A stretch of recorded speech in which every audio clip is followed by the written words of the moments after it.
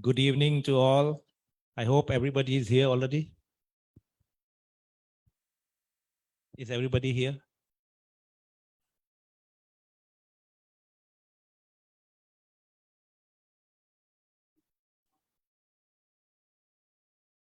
Just in a few moments, we start.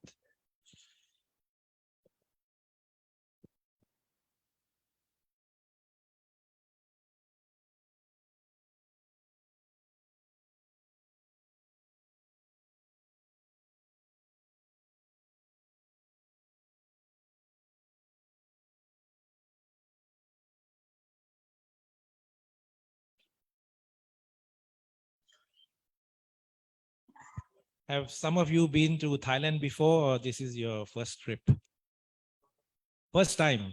Oh, I'm sure you're going to be coming here back again and again and again. So with next few days, you will be seeing the courtesy, the people of Thailand. They are, I'm a first generation Indian.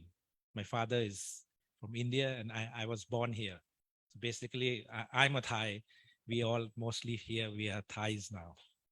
Thais by birth, but in our heart, we are still Indians. And we love this place because it's very hospitable. People are nice. Weather is nice. Food is lovely. You're going to love the Thai food. Who have been here before, you can ask them. They love the Thai food here. Okay, so good evening to all. Sawadee krap and namaskar. Let me introduce myself. I'm Sushil Pava, a committee member of the Thai-Bharat Cultural Lodge, and will be the moderator for today's events. Welcome to Thai-Bharat Cultural Lodge. On behalf of the Thai-Bharat Cultural Lodge Committee, I would like to welcome you all to Thailand. Today is a significant day as it is a get-together in Thailand of friends, families, descendants, and freedom fighters who fought for the independence of India from the British. We also have amongst us several historians and authors. We are all here to follow the footsteps of NETAJI. We are going to remember and share those memories of history which is not available in textbooks, and you'll be hearing from the direct descendants of these freedom fighters. We would like to thank Mr. Dharam Singh Srichawla, Director of NETAJI Subhash Vision Thailand and his team, and the group from Southeast Asia Heritage Yatra. We shall now have the national anthems of Thailand and India. Before I proceed, I would request everyone to please keep your mobile phones off or on silent as a respect to the speakers and the function. Thank you. National anthem.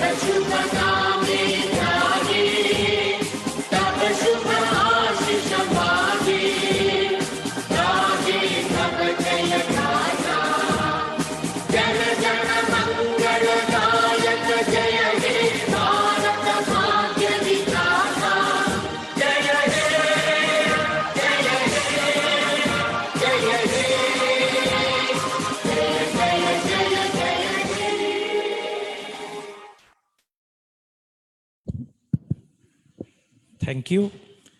Now we'll be having a small function to honor our guests and dignitaries.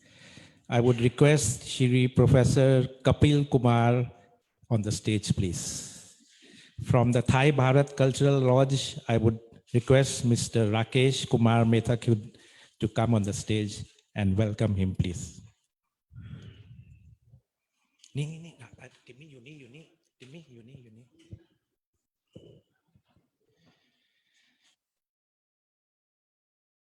This piece of cloth is called Pa Khama. It is a hand-woven cloth made by the people in the small cities and villages, and it is used to as a sign of respect.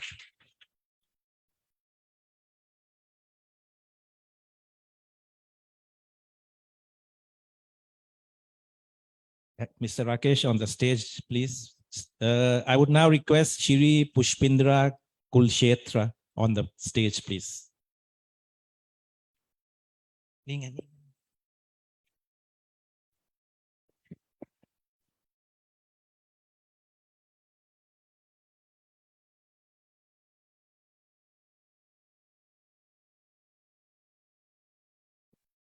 Now I would request Shri Tamil Selvan on the stage, please. And from the Thai-Bharat Cultural Lodge, I would request Mr. Rajendra Pandya, Joint Secretary of the TBCL.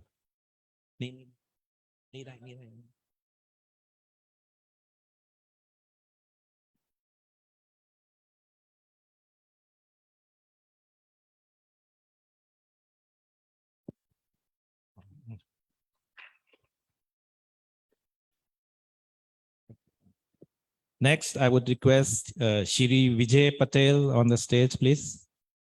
And from TBCL, I would request Dr. Paithun Songkeo, Joint Secretary of TBCL.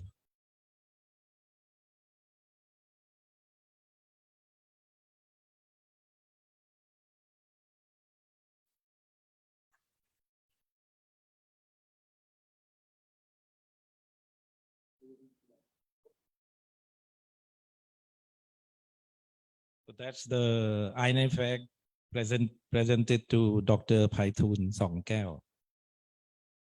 Thank you. If I didn't say this, he wouldn't have given this to me, maybe. Thank you.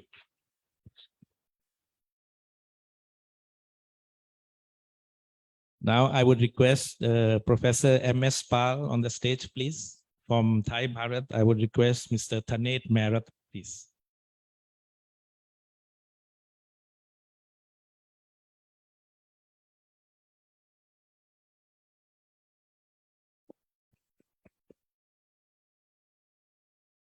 Thank you all.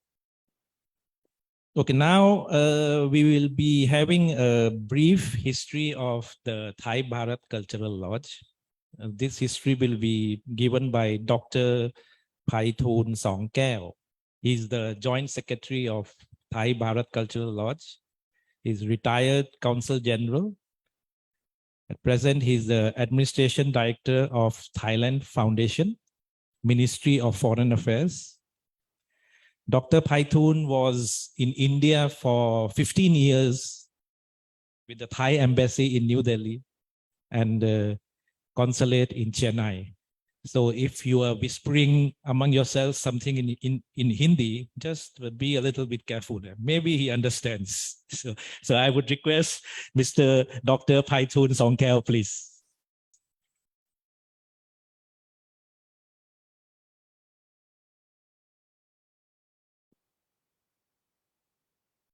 So good evening, brothers and sisters. I regard all of you here as my brothers and sisters because I personally believe that I and you belong to the same family of Indian culture. So you are just my brothers and my sister. And my short speech will comprise 3 parts. First part is my greeting. Second part is the clip video on Thai Bharat Cultural Lodge. And then the third part, a little of my wrap up and the short video on our current president receiving the Padma Award from the President of India in March this year. So, clip video, please.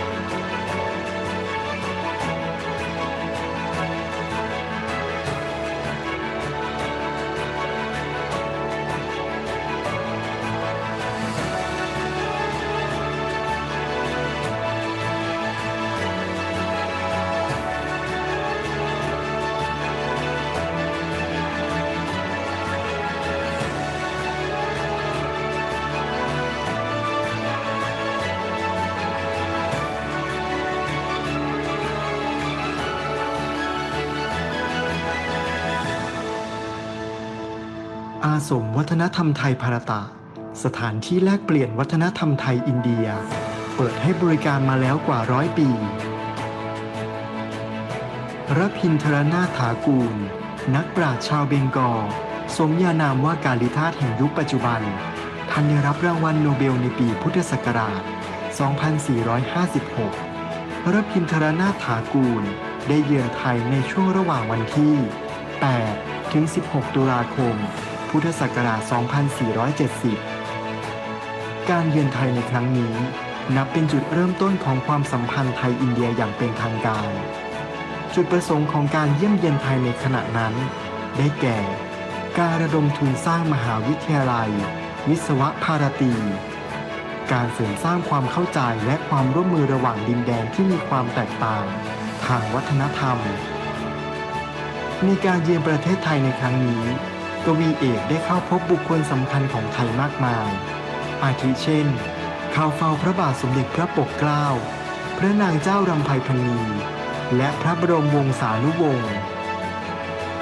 นอกจากนั้นท่านยังได้พบปะพูดคุยกับกลุ่มชนชั้นสูงนิสิตนักศึกษาพ่อค้าชาวอินเดียชาวจีนที่อาศัยอยู่ในประเทศไทยรวมถึงคนไทยที่มีความสนใจทางด้านวรรณกรรมและวัฒนธรรมอินเดียอีกด้วยนับว่าการเยือนสยามครั้งนี้ยิ่งทำให้ความสัมพันธ์ไทยอินเดียแน่นแฟ้นมากขึ้นหลังจากเสร็จการเยือนไทยในครั้งนั้นรพินทรนาถถากูลได้รับความช่วยเหลือจากดร.กาลิธาตุนาคก่อตั้งสมาคมเลขานุการอินเดียในเมืองโกลกาตาและได้คัดเลือกนักเรียนระดับหัวกะทิส่งมายังประเทศไทยเพื่อสานต่อกิจกรรมของรพินทรนาถถากูลนั่นคือท่านสวามีสัตยานันทปุรีสวามีสัตยานันทปุรีเป็นนักบวชชาวเบงกอลท่านได้เดินทางเข้ามาในประเทศไทยในฐานะทูตวัฒนธรรมโดยท่านเป็นนักบวชและปราชญ์ทางภาษาและปรัชญาบัณฑิตรคูนาถสันรมาบุคคลร่วมสมัยกับท่านรพินทรนาถถากูลได้กล่าวว่าการมาของสวามีสัตยานันทปุรีนั้นเป็นไปตามคำแนะนำของรพินทรนาถถากูลเหตุเพราะพระบาทสมเด็จพระปกเกล้าทรงมีพระราชดำรัสขอให้รพินทรนาถถากูลนำปราชญ์ชาวอินเดียเข้ามาสืบทอดวัฒนธรรมไทยอินเดียสวามีสัตยานันทปุรีได้ดำเนินแนวทางการเผยแพร่วัฒนธรรมอินเดียตามที่รพินทรนาถถากูลได้วางรากฐานเอาไว้สวามีสัตยานันทปุรีได้ร่ำเรียนภาษาไทยจนอ่านและเขียนไทยได้อย่างรวดเร็วและเขียนหนังสือภาษาไทยมากมายเกี่ยวกับวัฒนธรรมอินเดียตลอดจนปรัชญาศ ศาสนาและก่อตั้งธรรมาสมเพื่อส่งเสริมความเข้าใจและเสริมสร้างมิตรภาพไทยอินเดียนอกจากนี้ยังรวบรวมงานวิชาการและจัดพิมพ์วารสารเสียงตะวันออกการเข้ามาของสวามีสัตยานันทปุรีนั้นเรียกได้ว่าเป็นเสมือนการขึ้นเสาเข็มของความสัมพันธ์ไทยอินเดียและเป็นรูปธรรมมากขึ้นในเดือนตุลาคมพุทธศักราช 2483 สวามีสัตยานันทปุรีได้ก่อตั้งอาสมวัฒนธรรมไทยภารตะเพื่อสืบทอดบทบาทของธรรมาสมโดยมีพระวรวงศ์เธอกรมหมื่นนาทิพย์พงษ์ประพันธ์เป็นประธานในพิธีโดยมีสวามีสัตยานันทปุรีดำรงสถานะประธานและผู้ก่อตั้งและดร.ซีรอยได้รับการแต่งตั้งเป็นเลขานุการเดิมทีอาสมวัฒนธรรมไทยภารตะตั้งอยู่บริเวณถนนสี่พระยาพิธีนั้นนับว่าเป็นครั้งแรกที่ธงไทยและธงอินเดียได้ประดับคู่กันบนแผ่นดินไทยนับเป็นการตอกหมุดความสัมพันธ์ให้ยั่งยืนท่ามกลางสักขีพยานผู้ร่วมพิธีเปิดกว่า 1,000 คนอาสมวัฒนธรรมไทยภารตะได้ดำเนินการตามวัตถุประสงค์หลักที่ตั้งไว้อันได้แก่แลกเปลี่ยนวัฒนธรรมไทยอินเดียใช้เป็นสถานที่ทางศาสนาสำหรับประชาชนและประกอบกิจกรรมสาธารณประโยชน์หลังจากการจากไปของสวามีสัตยานันทปุรีด้วยเหตุเครื่องบินตกระหว่างที่ท่านเดินทางไปร่วมกิจกรรมการต่อสู้เพื่ออิสรภาพของอินเดียที่ตกอยู่ภายใต้อำนาจของต่างชาติเป็นเวลานานนั้นงานของอาสมวัฒนธรรมยังคงดำเนินต่อไปภายใต้การดำเนินงานของประธานอาสมคนแรกนั่นคือพระองค์เจ้าวันไวทยากรมีการตั้งคณะกรรมการโดยมีพระวรวงศ์เธอกรมหมื่นนาทิพย์พงษ์ประพันธ์เป็นประธานมีการจัดตั้งสวามีสัตยานันทปุรีมูลนิธิพร้อมกับสร้างหอสมุดสวามีสัตยานันทปุรีมูลนิธิสำหรับค้นคว้าหาความรู้เกี่ยวกับอินเดียซึ่งเปิดให้บริการจนถึงปัจจุบันเมื่อวันที่ 31 พฤษภาคม พุทธศักราช 2488 การมาเยือนของวีรบุรุษผู้ต่อสู้เพื่ออิสรภาพอย่างสุภาพ จันทรโพธิ์ได้เดินทางมาประเทศไทยรวมทั้งอาสมวัฒนธรรมไทยภารตะพร้อมกับได้บริจาคเงินส่วนตัวจำนวน 100,000 บาทเพื่อเป็นทุนดำเนินการให้แก่อาสมวัฒนธรรมไทยภารตะอาสมวัฒนธรรมไทยภารตะได้ปิดตัวลงชั่วขณะในช่วงของสงครามโลกครั้งที่ 2แต่เมื่อสงครามยุติลงกิจการของอาสมก็ได้ฟื้นฟูขึ้นอีกครั้งหนึ่งโดยได้ย้ายมาตั้งที่ 849 ถนนสีลมโดยความมุ่งมั่นของปราชญ์กลุ่มหนึ่งรวมทั้งความร่วมมือของชาวไทยและชาวอินเดียหลังจากนั้นมีการย้ายที่ตั้งอาสมวัฒนธรรมไทยภารตะอีกครั้งไปที่วัดเทพมนเทียนระยะหนึ่งซึ่งต่อมาภายหลังย้ายมาตั้งที่ถนนราชดำเนินกลางซึ่งเป็นตำแหน่งที่ตั้งในปัจจุบันอาสมวัฒนธรรมไทยภารตะและกลุ่มพ่อค้าชาวอินเดียได้ร่วมก่อตั้งโรงเรียนศรีเนรูจังหวัดเชียงใหม่ตามพระราชดำริของพระบาทสมเด็จพระมหาภูมิพลอดุลยเดชมหาราชบรมนาถบพิตรนอกจากนี้ในปีพุทธศักราช 2533 อาสมวัฒนธรรมไทยภารตะได้ร่วมก่อตั้งโรงเรียนมหาตมะคันธีอนุสรณ์น้ำตกสายรุ้งจังหวัดสุโขทัยอีกด้วย 9 มกราคม พุทธศักราช 2561 อาสมวัฒนธรรมไทยภารตะได้นำหนังสือทั้งหมดในห้องสมุดเข้าระบบหนังสือดิจิทัลเพื่อที่จะเข้าถึงคลังความรู้เกี่ยวกับอินเดียได้แบบออนไลน์จากที่ไหนก็ได้โดยได้รับความร่วมมือจากหอสมุดและคลังความรู้มหาวิทยาลัยมหิดลต่อมาในปีพุทธศักราช 2562 อาสมวัฒนธรรมไทยภารตะได้ปรับปรุงอาคารทำการของอาสมให้ทันสมัยและเหมาะกับกิจกรรมที่เปิดให้คนที่สนใจได้เข้าใช้บริการอันได้แก่ห้องสมุดห้องเรียนภาษาห้องโยคะห้องเรียนเต้นอินเดียท่ามกลางสถานการณ์การแพร่ระบาดของโควิด -19 อาสมวัฒนธรรมไทยภารตะได้มีการปรับเปลี่ยนช่องทางการเรียนการสอนให้เหมาะสมกับสถานการณ์โดยปรับเป็นคลาสออนไลน์ทั้งการเรียนภาษาฮินดีและภาษาปัญจาบี และนอกจากนั้นยังคงจัดคอร์สออนไลน์ทั้งโยคะและการเต้นโอดิสซีและกิจกรรมต่างๆให้แก่ประชาชนผู้สนใจทั่วไปได้ร่วมแลกเปลี่ยนวัฒนธรรมไทยอินเดีย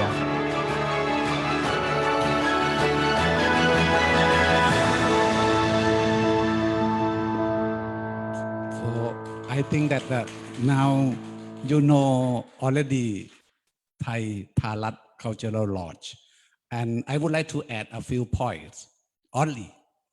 The first point is that this Thai-Bharat Cultural Lodge was established with main objective is to foster the cultural relations on the people level between Thailand and India. So now at the lodge, we have Hindi class and we have some celebration, for example, on the birthday of Mahatma Gandhi, on the birthday of Subhash Chandra Bose, on the birthday of the Buddha, and on some important occasion like Diwali, we will have also this celebration because this Indian culture is very beautiful and it should be learned by the Thai people. And apart from that, this lodge will also be accommodation for VIP from India. And we welcome VIP delegation from India because VIP will help strengthen the cultural relations between Thailand and India. One more point is about the formation of the president and vice president of this lodge. Customarily, the president is always a very distinguished scholars or distinguished person in Thai society. For example, the first president of Thai-Bharat Cultural Lodge was the Prince. He was His Royal Highness Princess Van Vaithayakorn. Apart from being prince, he was also a Raj Pandit. I think you know the meaning of Raj Pandit.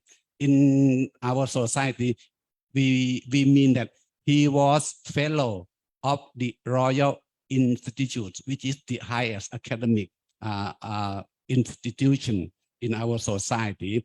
And the second president was also Raj Pandit. And the third president was the third president was an Indologist, the best Indologist. He was Praya Anuman Rajathon. He was the most famous Indologist. And the current president, the eighth one, is also an Indologist and a scholar of Sanskrit language. His name is Assistant Professor Dr. Jirapat Prapandavitaya. Unfortunately, today he could not be here because of his prior engagement. He is in Cambodia today. And he is a scholar of Sanskrit. He started formation or establishment of Sanskrit Study Center in Thailand. I can say that he is the pioneer of Sanskrit study, modern pioneer of Sanskrit study in Thailand. And because of Sanskrit education, recently in March, he was awarded Padma Shri Award from the President of India. I would like you to see the video clip of his receiving the award, please.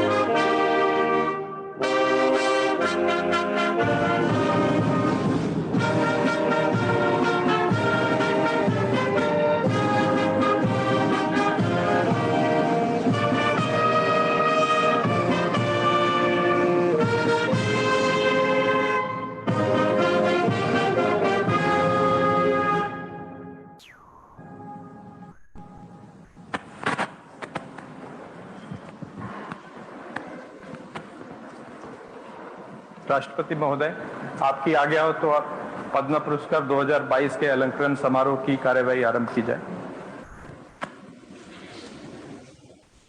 Doctor चिरवर्धन, प्रबंध विद्या, साहित्य एवं शिक्षा।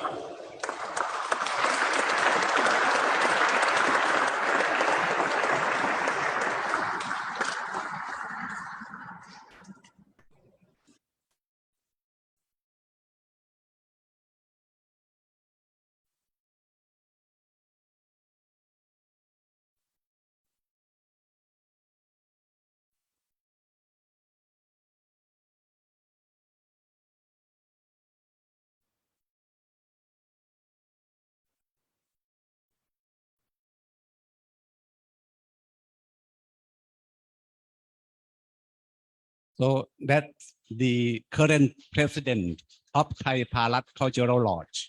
And he has been promoting Sanskrit education in Thailand for over 50 years, I think. And last point, no, almost last.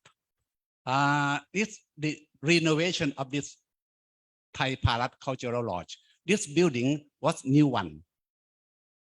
It was renovated completely early this year.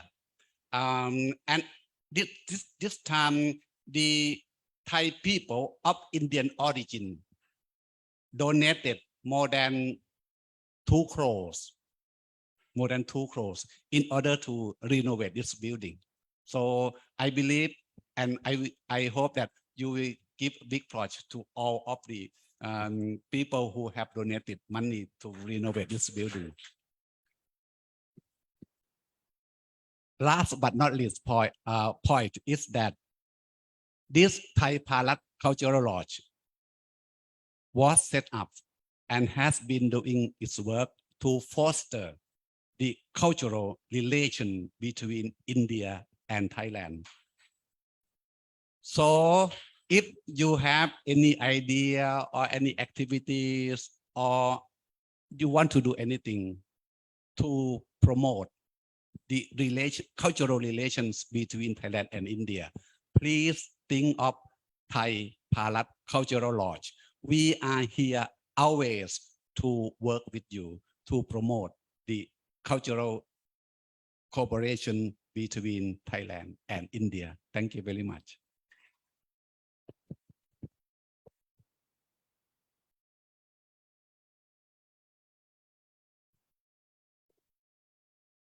Thank you, Dr. Paitun Songkeo.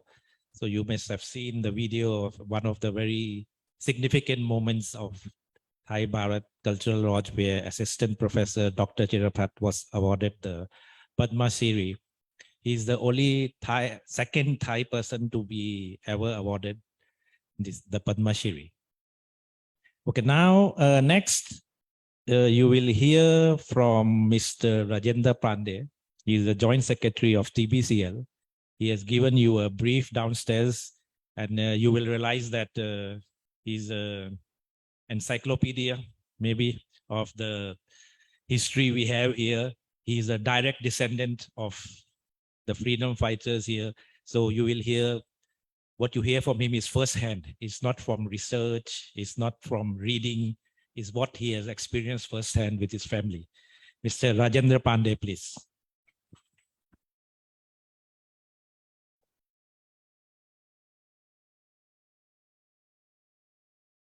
Jai Hind, everybody.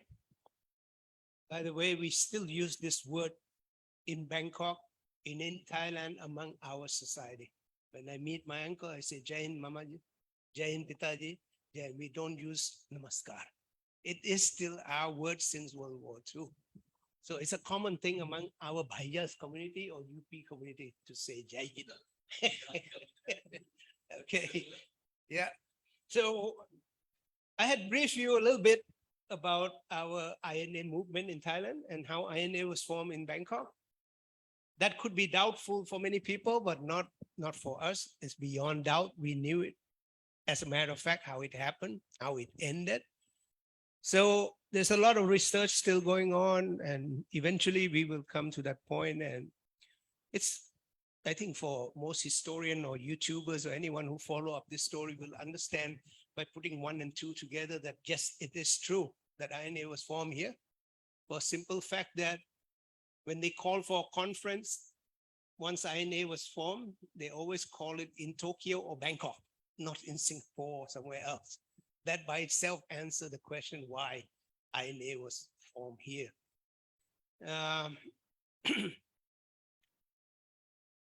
This chart here explains a lot. You all can take a photograph of it down, or you can request for an email and I can deliver it to you. It explains the formation of INA from the start, from 1915 and so forth until INA formation. But at the same time, we had created a YouTube since January this year, which has been sent out in India a while back, and millions of them have viewed the YouTube.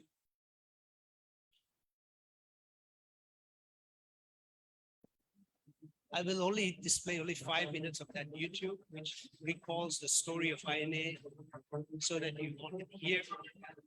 This is in Hindi. Netaji Subhash Chandra Bose की 125वीं जयंती की पूर्व संध्या पर हम Thailand में भारतीय स्वतंत्र आंदोलन के उन कई गुमनाम नायकों को सम्मानित करने और श्रेय देने के लिए एक ऐतिहासिक कार्यक्रम प्रस्तुत करना चाहते हैं, जिसके कारण अंततः वर्ष 1941 में बैंकॉक में INA का निर्माण हुआ।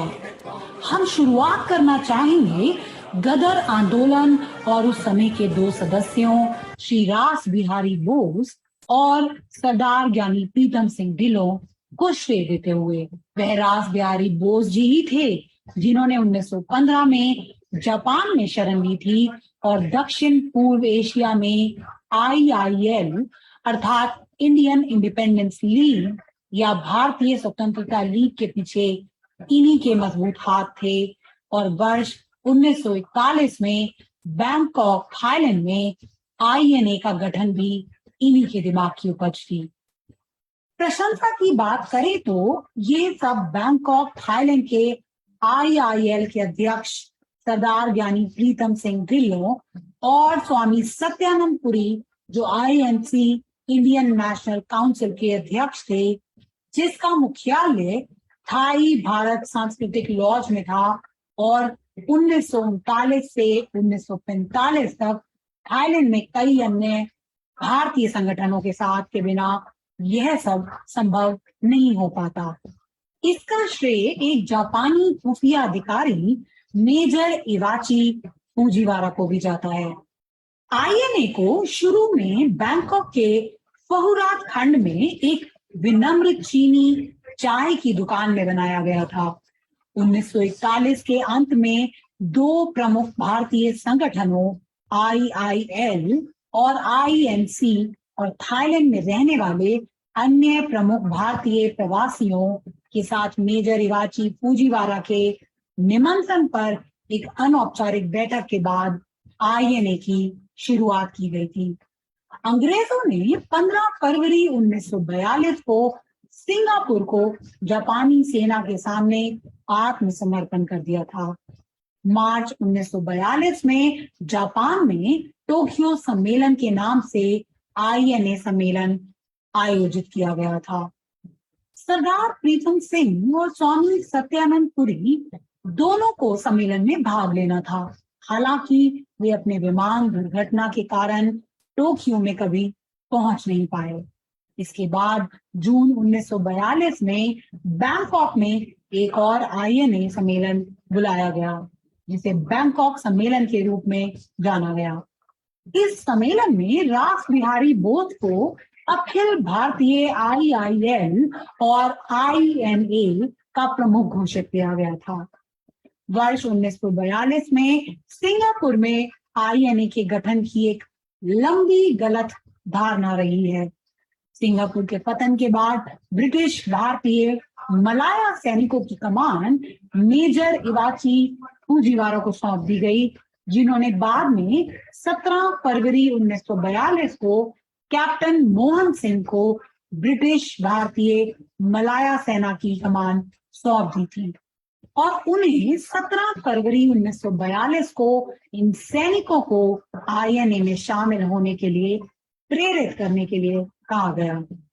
कैप्टन मोहन सिंह ने औपचारिक रूप से अप्रैल 1942 में सिंगापुर में आईएनए के गठन की घोषणा की। सरदार प्रीतम सिंह ढिल्लों की मृत्यु के बाद सरदार ईश्वर सिंह नरूला राज्य के प्रमुख और IIL थाईलैंड के अध्यक्ष बने।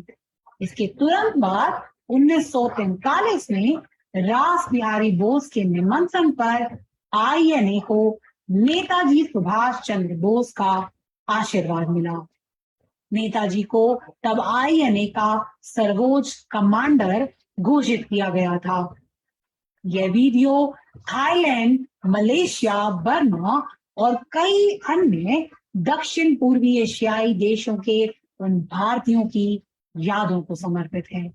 यह वीडियो उन भारतीयों के लिए जिन्होंने स्वतंत्रता के लिए आईएनए संघर्ष में सेवा की, उनकी अनकही कहानियां, उनका समर्पण, बलिदान और अपनी प्यारी भारत माँ के लिए निस्वार्थ प्यार को समर्पित है।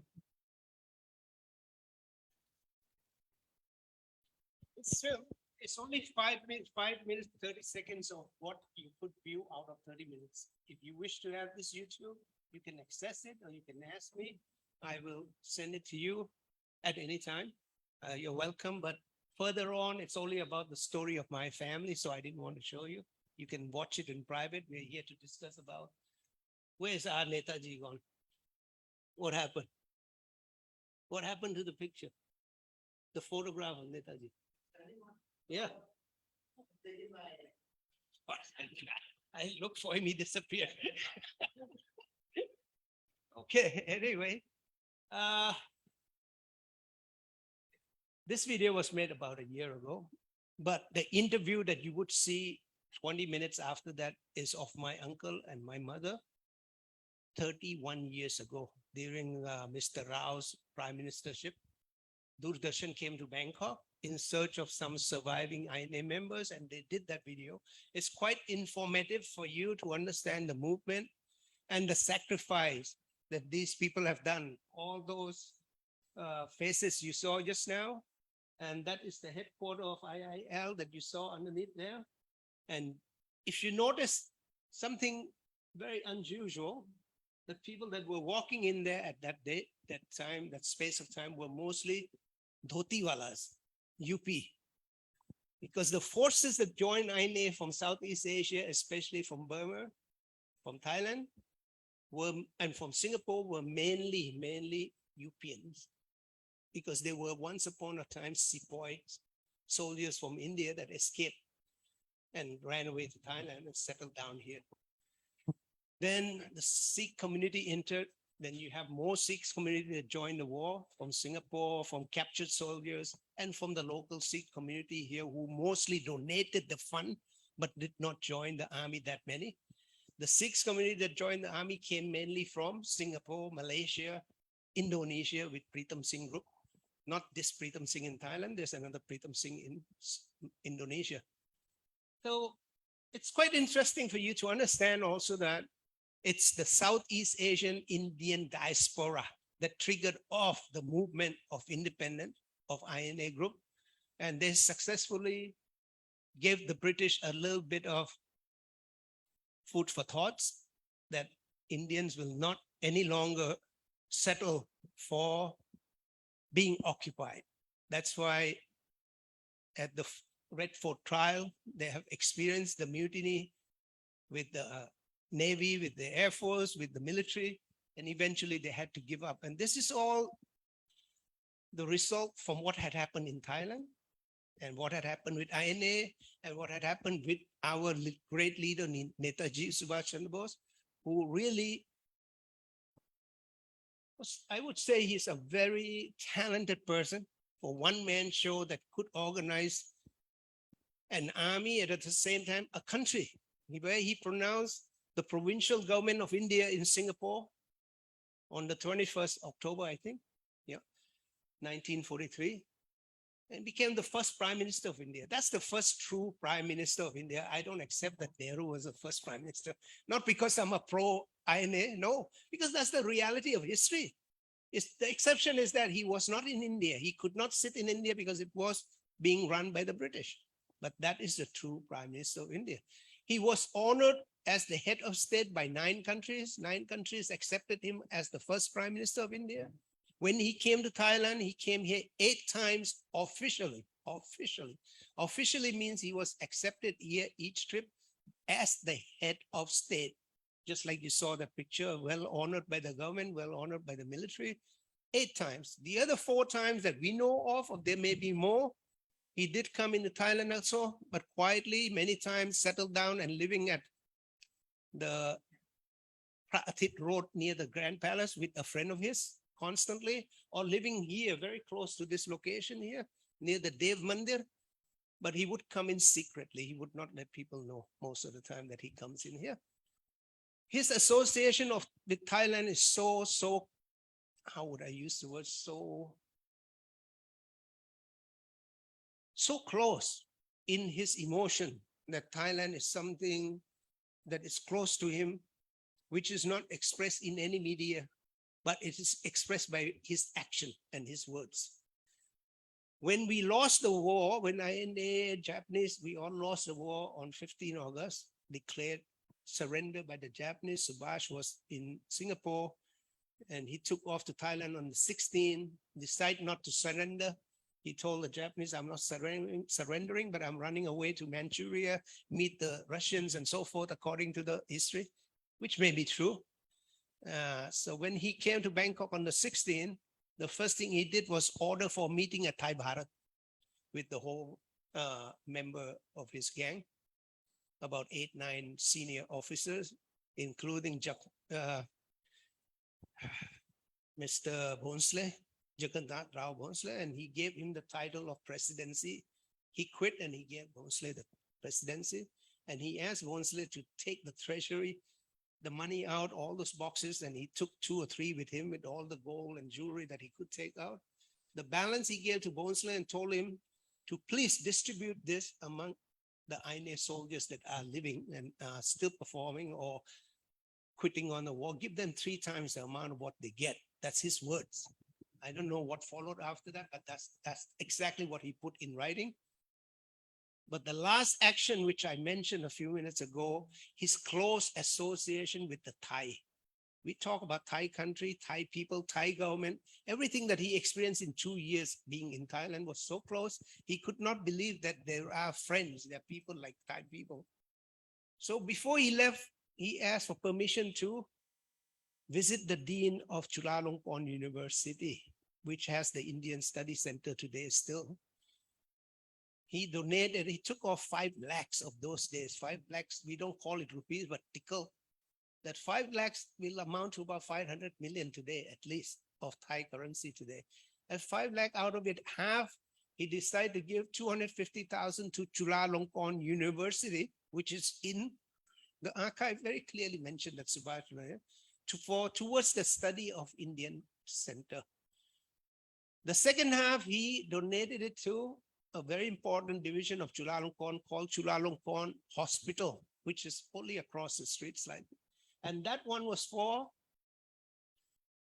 his gratefulness to thank the Thai people, especially Chulalongkorn Hospital, for having taken care of all the injured Indian soldiers from the Burmese front, from the Imphal and all.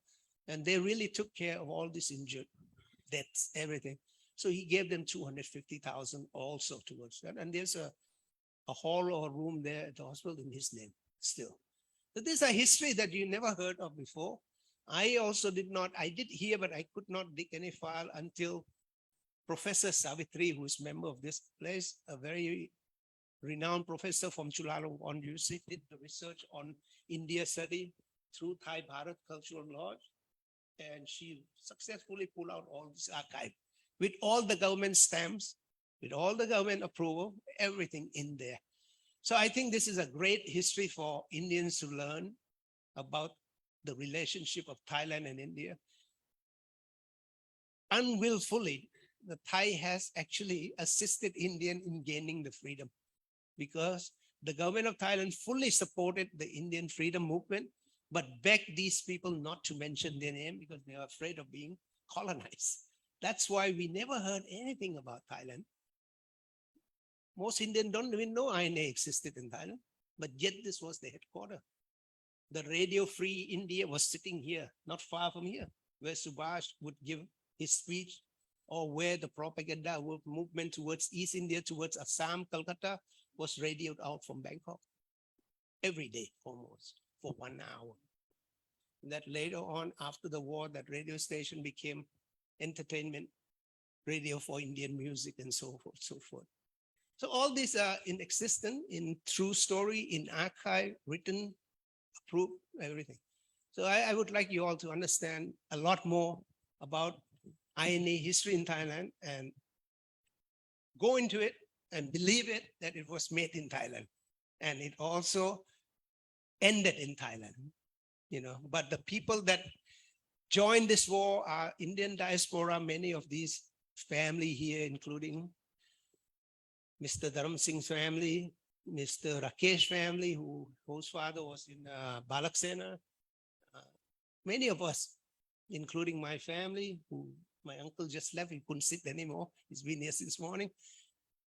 So I'm very proud that we all have given our part, sharing it, and I like to keep the story going and keep the flag flying that Indians today have gained their freedom, not by themselves alone, but by a lot of their diaspora who are more into it. There's another family here that you might have visited, Mr. Ganga Pandey family, whose family has donated a lot. The son, Mr. Ganga himself, became the major in the field of INA, and they donated, the wives of that family donated a lot of gold. Whatever they had in their head, they gave it out at Royal Hotel when there was a function there. So all these stories should be remembered, how much people have given up for India. I think the youth of India today doesn't know anything about it. They're walking freely, eating McDonald's, going to Pizza Hut, having fun, copying the Western way of life. It's nice to learn something from the West, but at the same time, be proud of your sanskar, your way of life, your Indianness. But how can they be proud of it? They're not told the stories. So I think it's up to all of you who have children or grandchildren in India to also relate all the stories to them. How freedom was won, how they all are walking freely today.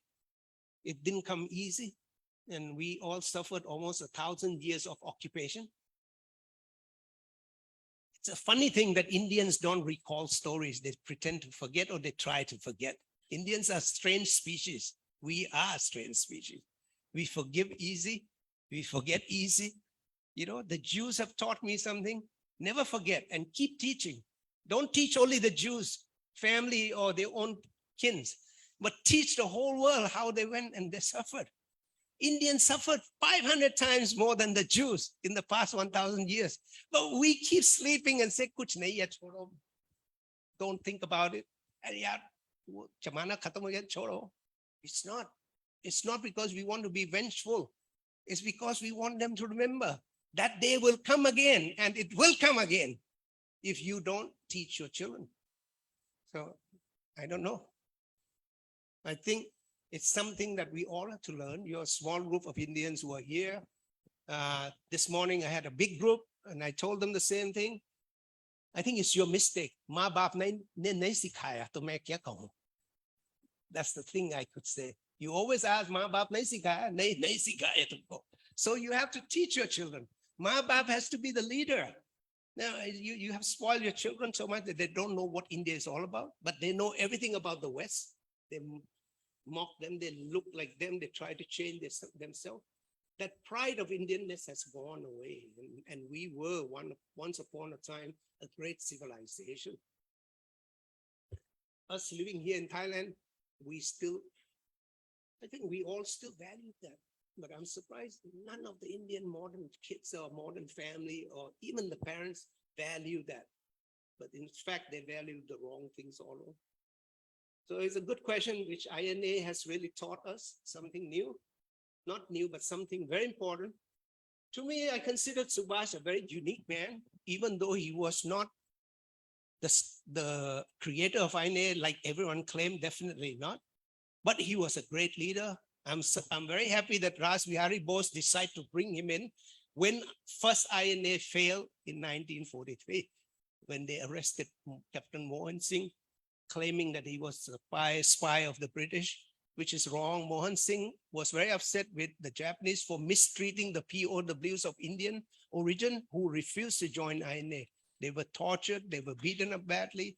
He went and protested to them constantly until the Japanese said, we cannot trust this man, we have to arrest him and put him to jail. And when they did that, INA soldiers from 40,000 strong reduced to 5, 8, 10,000.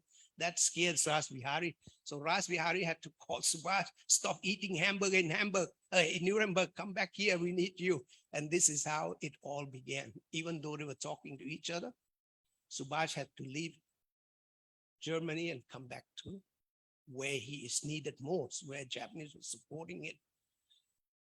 So concluding, I'm not going to go for long because it gets boring after that. I would conclude very simply that Mr. Bose, who was standing there this morning, is gone. He was truly one of the greatest Indian in the modern days because he simply, how to put the word? He thinks constantly India. He sleeps India. He dreams India. That's it.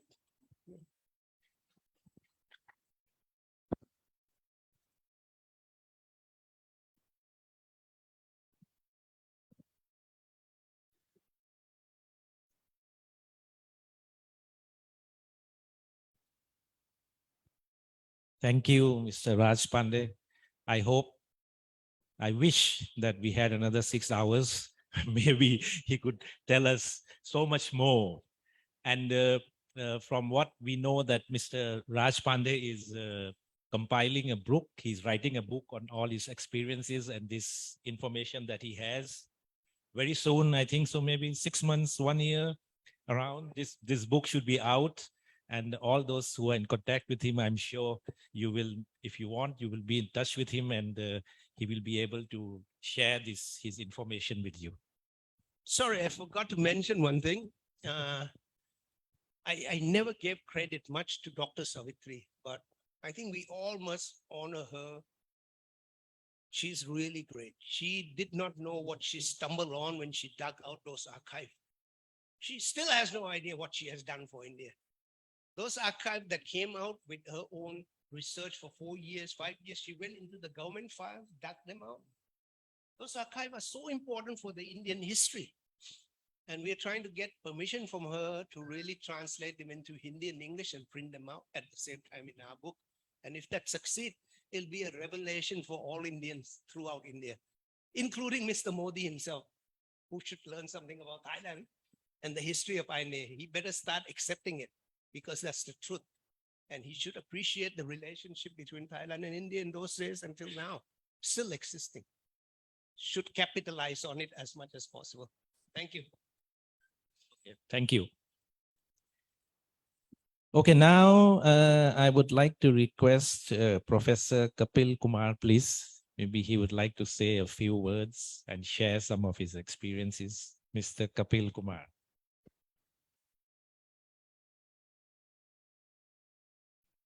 Thank you very much. After hearing Rajji, I'm feeling so happy today because this is the new, resurgence which is emerging in a free India now today, that it's openly now being talked about INA, role of INA, role of NETAJI, something which for almost 65 years in this country, in India, was only in whispering tones. You'll be shocked to know this, that till 2012, if anybody was writing on NETAJI, or any publisher was publishing a book on Netaji, the IB will reach his house. There will be knocks at the doors. They will look at it, what you are publishing. And I know that when A.M. Saha's book was being published during times, certain portions from that book were removed at the behest of IB. Now, this is one reason also that why the Indians, and today I am feeling so happy that the families from INA, they are speaking out, they are coming out, and I'm hoping that more and more such histories will come out, and that's our mission also. We don't want any credit. I very openly share my documents which I collect. I've never hidden from anyone. If anyone wants anything, and I've offered that for writing the history of INA in Thailand, if anything is required from me from Delhi, I'll be the first person to hand it over and give certain records of this also. Now, one thing I want to just make it very clear, because there's so many issues. Tomorrow morning, I intend to talk on Netaji's death mystery. But one of the prime reasons that why this was not being talked about and all is that what happened in India is, if I have the power in India, I will get this song banned in India. De di hame azadi bina tir bina dhal, bina khadak bina dhal. Not that I'm denying the contribution of anyone in the freedom struggle. Everyone has its contribution. But this song humiliates our revolutionaries. It humiliates all those freedom fighters who gave their lives fighting the British. When it says, "De di hame azadi bina khadak bina dhal," azadi was not given to us. We fought for it and we got it. No one gives you azadi like this. And secondly, please remember what we got on 15th August 1947 was not azadi. It was only a dominion created. I have challenged any historian in the world, any politician, or anyone who proves me wrong. And I have produced documents now from Attlee's minutes of May 47, where he says, now the Congress leaders are saying that independence for India can be lived for 2-3 years, provided a dominion is given and transfer of power takes place immediately.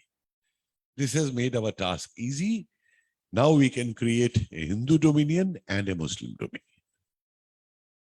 The King of England abdicated the throne of India only on 22nd June 1948 as per the London Gazette. The Indian government Gazette of 14th August 1947 says India means dominion. And there's the other letter which we produced of 1st April 1948 when Rajgopalachari was to be appointed the Governor General again. Nehru is writing to the king, I, the Prime Minister of Indian Dominion, on behalf of His Majesty's Ministers of Indian Dominion, seek your approval to appoint Rajgopalachari as the next Governor General of India. And please, friends, tell me one thing. Which country in the world will appoint its first Governor General when it's independent? The last official of that government which ruled India for 170 years, looted India, tortured India, killed Indians, and will have the slogans of Pandit Mountbatten ki Jai, what we call today as our Parliament House. How many of you know that the Union flag didn't go down that day? Mountbatten himself writes In the original program, it was written that the Union Jack will go down, but I told Nehru that we'll feel very sad if this happens. And Nehru assured that we don't want to make anyone feel sad that day. And I'll see to it that the Union Jack doesn't go down. And don't forget that Gandhi wanted Union Jack in the Indian flag. These documents are coming out now. This is a statement of Gandhi of June 47 at Birla Mandir in the evening. People are asking me whether there will be a change of leadership. Independence is coming. We need a Cambridge-educated hero boy to deal with the British. You can understand that the person who all his life talked of Swadeshi and Swadeshi, when it comes to giving power to someone in Indian position in the government, there it is no more Swadeshi. There you need a Cambridge-educated hero boy. And why this has happened, I'll take just a few minutes and leave it. This whole myth, the British were very clear by 1944-45 itself that they have to go out of India. They had realized they can't stay more in India. And the question and the answer to that was only one, and that is INA, INA, INA. Bose, Bose, Bose. That's what Attlee had said when he visited Calcutta. Again, after a few years that he was staying with the governor of Bengal. When the governor of Bengal asked, why did you leave? You had won the whole world, you know, in the battle. And he had said, Bose, Bose, Bose. Why Bose? People understand this, that the Britishers had ruled world over by traitors from that country. At no time in India, the British presence was more than even 1.5 lakhs. And remember the words of Lord Bengal, who was this, Clive, that when he was moving into Calcutta after that battle of Plassey or whatever it was, he said that we were only 1,000. And there were about 1 lakh Indians standing and watching there. And had they picked up a stone and thrown at us, the British Empire would have been dead that day in India itself. We were ruled by traitors. It's a different matter that the mentality hasn't changed. We still call IC as a big thing.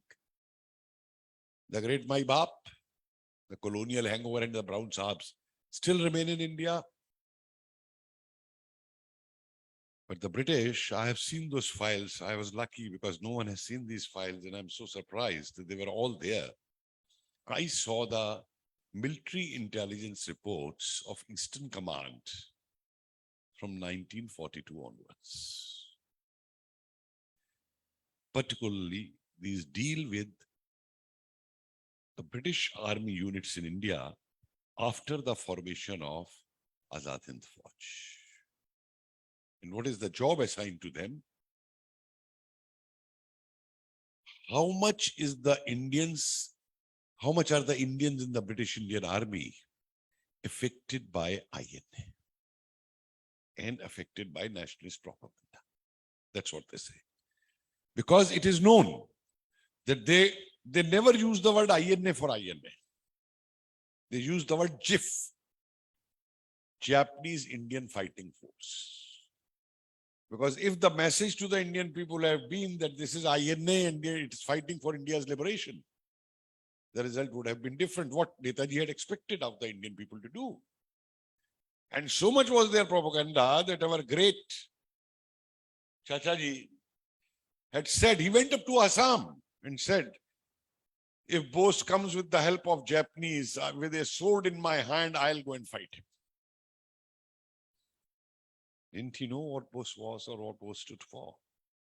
Or without you were asking, you went into that propaganda? Look at the communists. And all those who accused Netaji of joining hands with the Germans and Italians and fascist forces. One, they forget that Netaji went out from India. He was going to Russia. He was not going to fascist Germany. It was only when Russia refused under British pressure that he didn't go there to make an army. And secondly, he clarified it many times. It is their internal job. For me, it is only Indian nationalism and Indian nation and liberation of India, which I am fighting for. And then the most laughing thing is that those who accuse of his joining hands with fascists, with whom did they join hands? Those British who for 170 years had tortured India and killed India and blown India with Indians with guns. You are supporting them. You are supporting that Churchill who killed more than 1 million people in Bengal by creating a famine. And you say that you are fighting for world's freedom. What is this world's freedom? And as a result of that, this fear which was there, very interesting reports came from all over. That in many units, people had started, the Indian soldier had started saying Jai Hind to their seniors. They were court-martialed. Many places, the Indian forces in 44, 45, Indian Navy, Royal Indian Navy, Royal Indian Air Force, Royal Indian Army, they were sending donations for those against whom these trials were being carried out by them. The entire, what they call the Royal Indian Navy.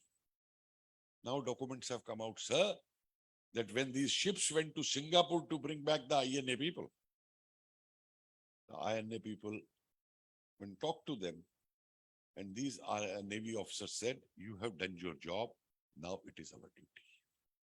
The facts which have been hidden from the public till now, because they said that Iron Mutiny took place in February 46. In 45 October, the British and Dutch troops which were being taken to Indonesia for the war, the Indian persons in British Indian Navy revolted over there and abandoned the ships and made these British and Dutch soldiers go down on the islands, remove them from the ships. They were arrested and tried, and the Congress leaders knew this is happening, but they never raised their voice on this. The biggest massacre in Indian history, we remember of Jallianwala Bagh. But no one talks of Neelganj. 25th September 1945, about 2,000 officers and soldiers of INA were shot dead in one night between 11:30 and 5 in the morning at Neelganj, which is about 20 miles from Calcutta, North Calcutta. Over there on one night, more than 2,000. Even the Jallianwala figures we give is 1,000. Irony was, it was an Indian in the British Indian Army who led the shooting against them. And next morning, all the bodies were removed, thrown in the river or buried. Congress leaders knew this happening, not a word from the Congress leaders, because they were sitting on the armchairs in rooms in Shimla and all, negotiating for a transfer of power with the British. Facts have come out now that since 1942 April, if you pick up the first resolution of Congress Working Committee, because they accuse Savarkar today, these days in debates, that he's the person for two-nation theory. In April 42, the Congress Working Committee says, okay, we will go for a plebiscite in different territories, and if they don't want to be in India, they can move out. Rajaji formula comes after that. And our Rajaji formula, okay, you Muslim League, you support us for independence. And once independence comes, you go and we approve the Pakistan.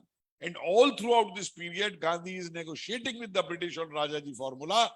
And in the public, he's saying partition will be over by that point. And I don't know whether you know this, that the day Gandhi was called by Mountbatten to negotiate on partition, he had earlier agreed, Nehru and all that. That day was Gandhi's silence day. Imagine a country's fate is to be decided. And Gandhi didn't break his silence. Only wrote on it, have I said anything against your scheme? And Mountbatten has written that this is a historic document, preserve it. And when this resolution is moved in the Congress Working Committee, in the open session over there, people oppose it. And that day also Gandhi has his silent stay and working in a Harijan Basti near Kingsway camp. And these congressmen run to Gandhi. And that day he comes to the Congress session.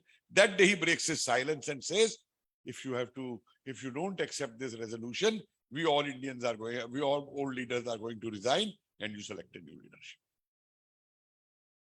And on the basis of these military intelligence reports, Auchinleigh, the commander-in-chief, wrote to Wavell the Viceroy in November 45. He writes, an 1857 type situation has emerged. And if we have to stay in India, we will have to reconquer India. And for this, I will need 1 lakh European soldiers.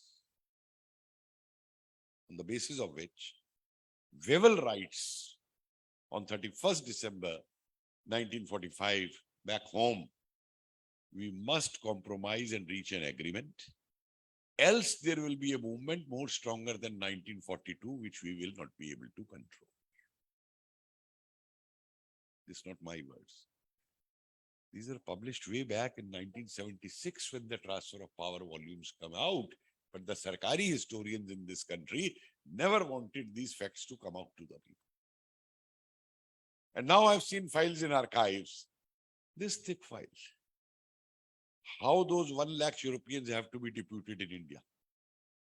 Because they can't do it directly. So they say, we can say that war is going on in Indonesia. So in transit, they are here in India. That's what they are saying. Files after files of these things. And please understand one thing. The movement which emerged in 1945 in India for the release of INA prisoners, the slogans which came, we normally remember the slogan, Lal Kile se Awaaz, Saigal Dillo Shan Awaaz. The other slogan was purposely put down by Congress, which said, Lal Kila tod do, Azad Hind Fauj ko chhod do. And the spontaneous uprising right from Peshawar to down south in Kerala, the Congress was aghast what to do. And then this whole fallacy to the Indian people that on 3rd January 1946, the trials are over in Red Fort, people are released, and there will be no more trials and no more persecution of the INA. This is 3rd January. And on 10th January, there moves a train from Jigarkacha, military special, which carries 1,029 INA personnel listed as blacks, the most dangerous, and they are sent to Multan. And no one knows what happened to them after India's independence. So the British was very clear that they can't rule over India. And they were shocked even during the trial that many of the old ICS people, many of the judges, they came out in favor of INA. I don't have the time much today, but I'll just give you 1 or 2 examples of the feelings at that time. There was a young captain in the Lucknow jail of INA, and his father was a colonel in the British Army, posted at Karachi. And he comes all the way to Lucknow, meets his son in the jail and tells him, you offer a maafinama, write an apology, and I'll get you out of the jail. And the son refuses. Then he sends his younger brother. You go and talk to the brother. And a younger brother comes and he says, father is saying that he will disown you from the property and all if you don't do this. And then no one knows what conspired between the 2 brothers in half an hour. This young brother goes back, and whatever property he had in his name in Karachi, he transfers that property to the Congress office of Karachi. My next book is coming. I'm going to prove in that that Netaji, before disappearing, left the INA and the Indian people with a second plan of action, which was based again on his experience of forward bloc in 1939 when he had made. And the plan was go join Gandhi and radicalize Congress and throw out the British. In no history book it is carried out. Azad Hind Sangh was made again in India by Vishwambar Dayal Tripathi. Rani Jhansi Regiment was started in Banaras Hindu University. And from north to down again, somewhere youth organization, different names. And they are being addressed by the INA personnel in full uniform. And the Britishers are afraid what is happening. They have files and files. How to stop this? So these are the reasons when people are fooled. I was called recently in the cultural ministry and I was asked, what is this you are talking that we didn't get independence? What we are celebrating 75th year of independence. I said, you could have celebrated 75th year of British leaving the India, but not of Indian independence. And I'm going to prove in my book now, with all the evidences, why Nehru was made President of Congress in 1946, when none of the PCCs had sent his name. It was Sardar Patel's name which was sent. Why Gandhi imposed him. And don't forget that one of the British MPs had called Gandhi the most loyal policeman in India, our most loyal policeman in India. And please understand one thing, and this is the last thing I'll say and stop it here. If you look at Congress, made by Hume in 1885 as a safety valve against the forces generated against being again coming up against India. Because Hume had seen 57 and he was in CID and he had seen the CID reports and all. Because these people accused Savarkarji and others and all. For many years in the Congress, God save the king was sunk. And then, what were their demands? Give us power in the administration. Give us self-rule. Give us this PCS, ICS positions. Give us more representation in the jobs to rule and to share power. They were not formed with the idea of independence or liberating India. It was Tilak who tried to convert. Swaraj mera janamsit adhikar hai, main leke rahunga. And then it was Netaji, the first to move the resolution of liberation instead of dominion status in 1928 in the Calcutta session, when Gandhi got defeated. And again in 1929 in Lahore, when you have passed a resolution of complete independence, then why do you go back in it? Why no mention of complete independence in negotiations with Lord Irwin when you withdraw the civil disobedience movement? And 42 you show karo and maro. No program, nothing. And then when you come out of the jails in 45, you denounce 1942. And the entire program for 42 was given by Netaji. So we are very clear now that if British left India, we achieved our independence. It was only for one factor, that is INA and Netaji.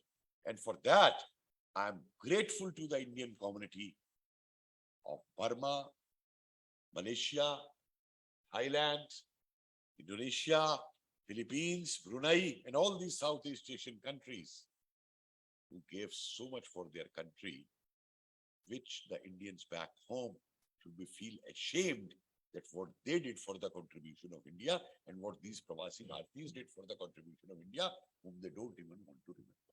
Thank you very much. Yes.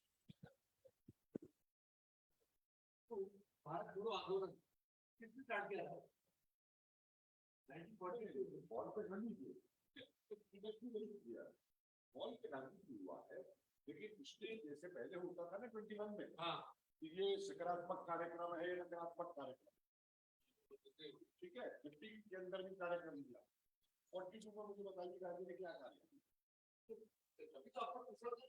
कोई कार्यक्रम नहीं। देखिए 42 लोगों ने समझा था blackmailing technique, जब हम अंग्रेजों को कहेंगे हम मूवमेंट लॉन्च कर रहे हैं, वॉर चल रही है, अंग्रेज डर जाएंगे और हमको वो सेल्फ गवर्नमेंट देंगे। अंग्रेजों ने भी लुटाई उनकी पकड़कर 17 अगस्त को नेताजी की स्पीच देखिए बंदे देखिए उन्होंने आपको Thank you again, Mr. Kapil Kumarji. We don't have enough time. You know, you are, I think so, another encyclopedia of all this information. It's wonderful to hear you here. Today's function we are having here is live on Facebook, on Thai-Bharat Cultural Lodge Facebook. You can search it. You can inform your friends, families. Maybe they can see you here. Maybe you have proof that you are really here. So it is so it is live on Facebook, and tomorrow the recording will be also on our Facebook page. Now another interesting talk we have of Balak Sena, which was formed in Thailand, and Mr. Rakesh Kumar, the secretary of Thai-Bharat Cultural Lodge, will talk on this Bharat Sena. He's a direct descendant. His father was one of the Balak Senas, and he will be talking about his own first-hand experiences. Mr. Rakesh Kumar, please.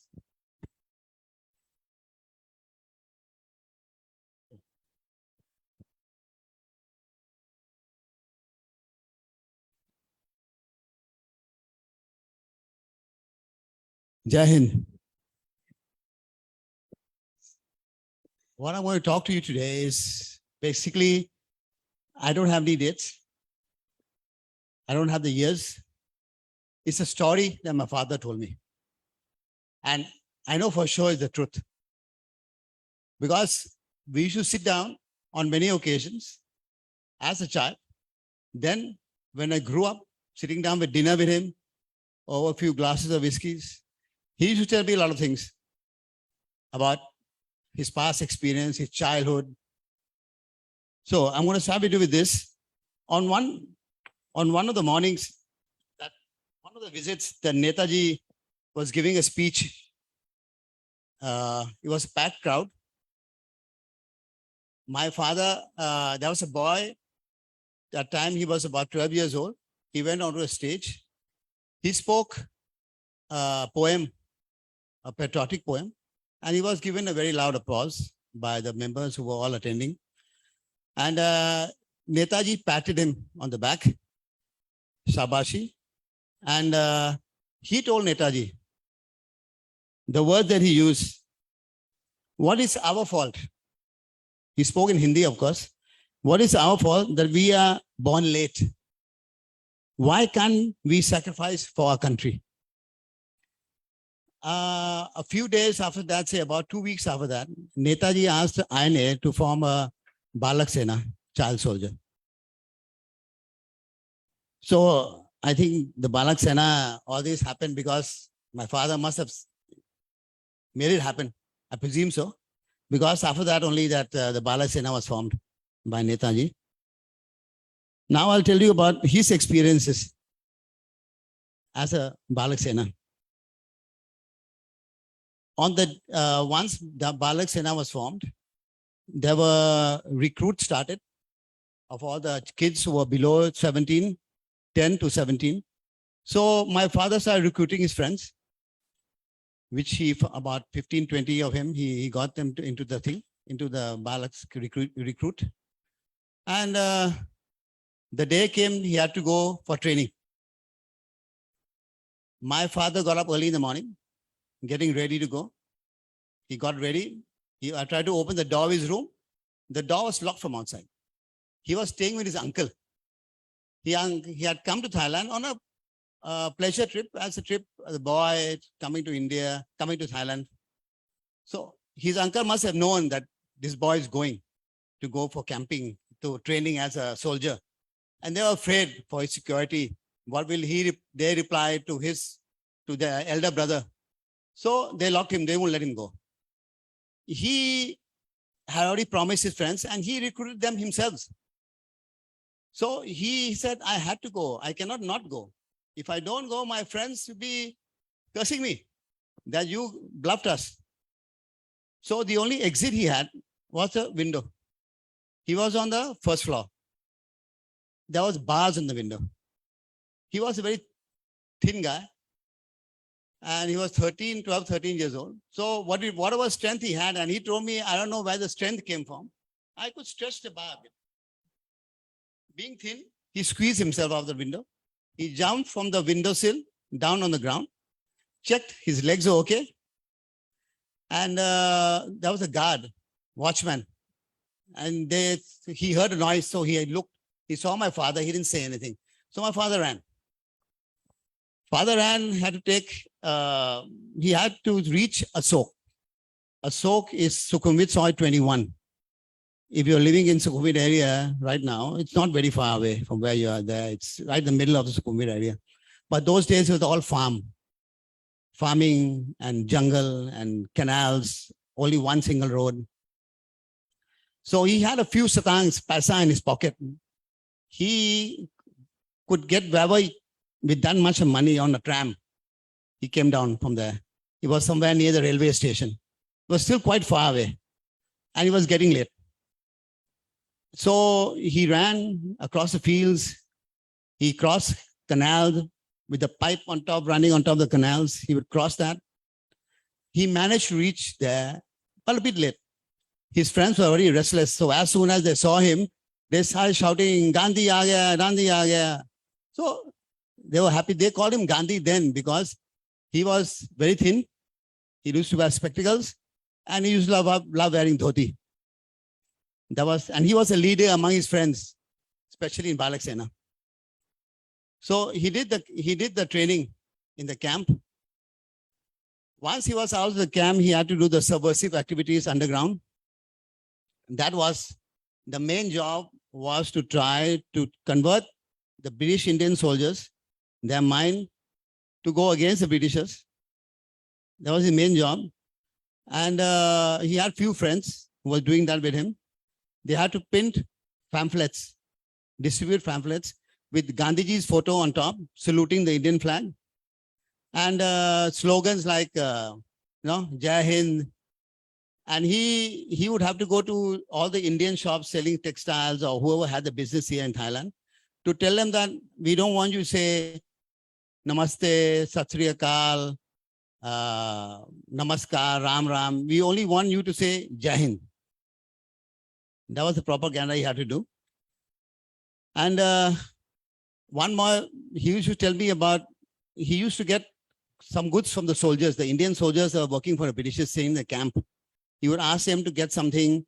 He would take that, sell it outside in the market, share the money with the soldier. Half he would take it for the subversive activities underground to print pamphlets. One time, he talked to one Indian soldier who had opened the door to the camp for him. So he took a truck. He hired the truck with the driver and he made the deal with the driver. Whatever we get onto the truck, half is yours, half is ours. So he went into the camp. He got into the camp with the door was opened by the soldier. He got into the camp. There were searchlights on. Remember, he was 13 years old, about 12 to 13 years old. British camp in Thailand. No prisoners, just a camp, because they had the Japanese had it when they wanted it to pass through. The Britishers also had one with the Indian soldiers there. And he stole whatever he could steal, put it in a truck, and he left. They were not caught. Everything they got away with it. But on the way, they were caught by the Thai police. He did this many times, but I'm just telling you the one that he was caught. He was caught by the Thai police. And the police did not believe that the thing he must have stolen something from somewhere. And they took him to the police station. He also had to go to the police station. But him being a child, they kept him in the police station. He tried to negotiate whatever Thai he could speak, coming from India at the age of 10. So he negotiated with them. In the morning, they let him go. But they wouldn't let the driver go, neither the truck. So he negotiated with them, let the driver go, because it's not the driver's fault. And let the truck go. You keep all the goods. Whatever you want, you keep it. So that's how they got away with it. And after a few months of doing these activities underground, the British came to know. So the one officer came with Thai police, came to his uncle's shop, and they wanted to talk to him. They took him for interrogation at the Thai police station. He was held there for 3 days and 3 nights. They tortured him a bit, but nothing much. They put ice on his hands, and he had to spread both of his hands, put ice on his hands. And they told him that you have to tell us who are your friends, and who's the guy who printed the pamphlets for you. Yeah, but I forgot one thing. Talk to you about the pamphlets first. Sorry. The printing press would not print the pamphlets first. He said that you people, if you get caught, you will tell the Britishers or the officers, and will be harried. I'll be put in jail. My press will be closed. So they promised him. They took an oath. And how oath did they take? They cut their finger with the blood, all 5 of them, with the blood on the Indian flag. They took an oath that they will never tell. So from that time, they believed him and printed the pamphlets and all that. And okay, I go back to the, that's the pamphlet part. Okay, when he was in jail, at that time, his friends started protesting on the 3rd day. His friends had come out, about 10, 15 of them protesting, Gandhi Choro, Gandhi Choro, British Murdabad, English Mullabad, like that. And the Thai police saw this happening. They were afraid that this could become an international news. And they were jailing a 13-year-old guy. They finally released him. And this was his life. He was junoon about Subhash Chandra Bose, about the Indian independence, to a point that long after that junoon kept on going. One time, you must know Mujibur Rahman. He was exiled in in England for a while before Bangladesh was born. One night, my father came to me. I was 14 years old, 13, 14 years old. He told me, son, you call up. I want to make a phone call to Mujibur Rahman in London. I said, Dad, how am I going to do? You know his address? I said, I don't. How are you going to do it? Well, you call up. We have to dial 0 to get international, and then they'll connect. So he said, you try it out. Doesn't matter. Maybe don't get. So I call up the operator. I talk to him, talk to her, requested her. He said, not possible. I said, you try. He said, you don't have the address. You only have me the name. I'm going to connect. I told him, you try it. Maybe you can get, because he's well known. He's in exile. He's a refugee in exile with the help of the local government, British government. So you'll be surprised. 4 days after that, I got a call from the operator that we got him connected. If you're interested, talk to him. If the person who wants, it's a person-to-person call. So if the person you want to talk to him is still there, I can connect you right away. But my father had gone out to do his business trip. He couldn't get to the call. And he was not there for me to call him up on the mobile phone and tell him that, yeah, I got it done. But that was his junoon about India. He literally, when Bangladesh was formed, he literally gave a party at his house. And people come and congratulate him. Like things like that. Okay.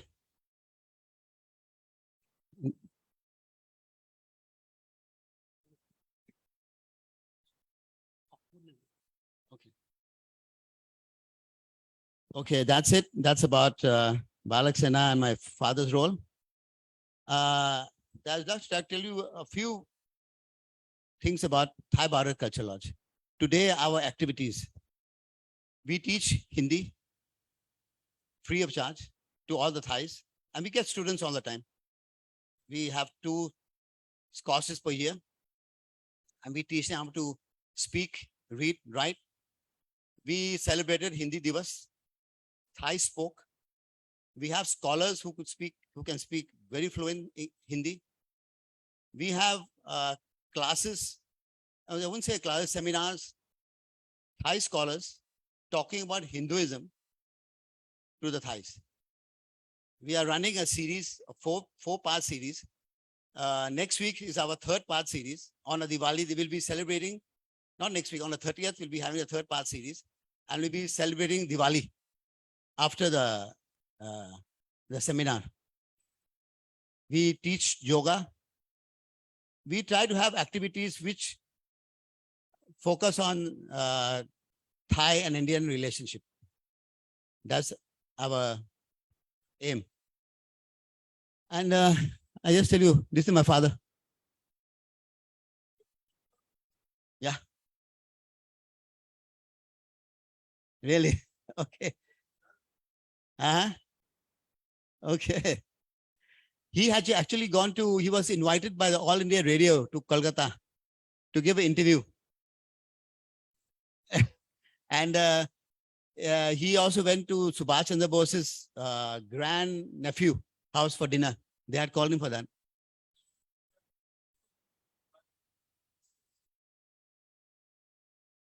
Acha, okay. Okay, I see. And this here is my father-in-law, Mr. Raj Sachdev. My father recruited most of the people here. Thank you. And I would like to call upon Mr. Mahesh. He would like to say a few words.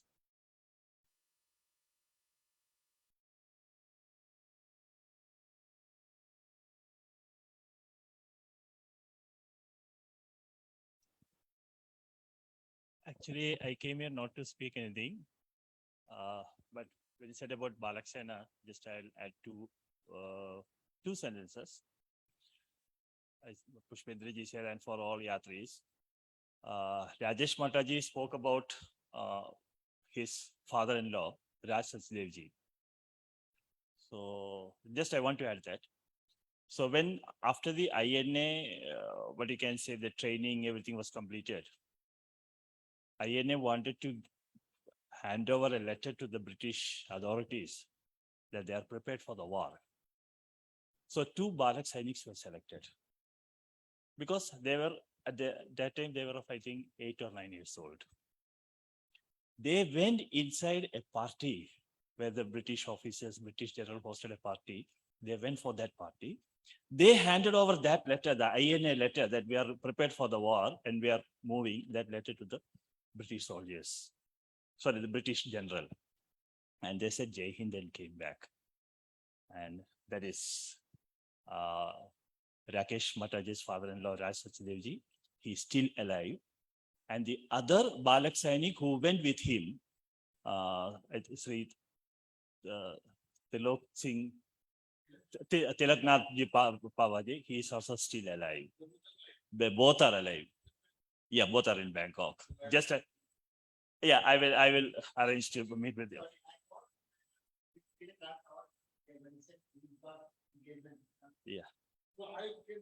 Yeah, I can. I will arrange for that, sir. So only since Rakesh Mataji just mentioned about Raj Sachdev ji, I wanted to tell those here. Okay, actually I came here. We are now discussed about Balaksena, INA. But one thing which we don't discuss, that is a Siam Death Railway.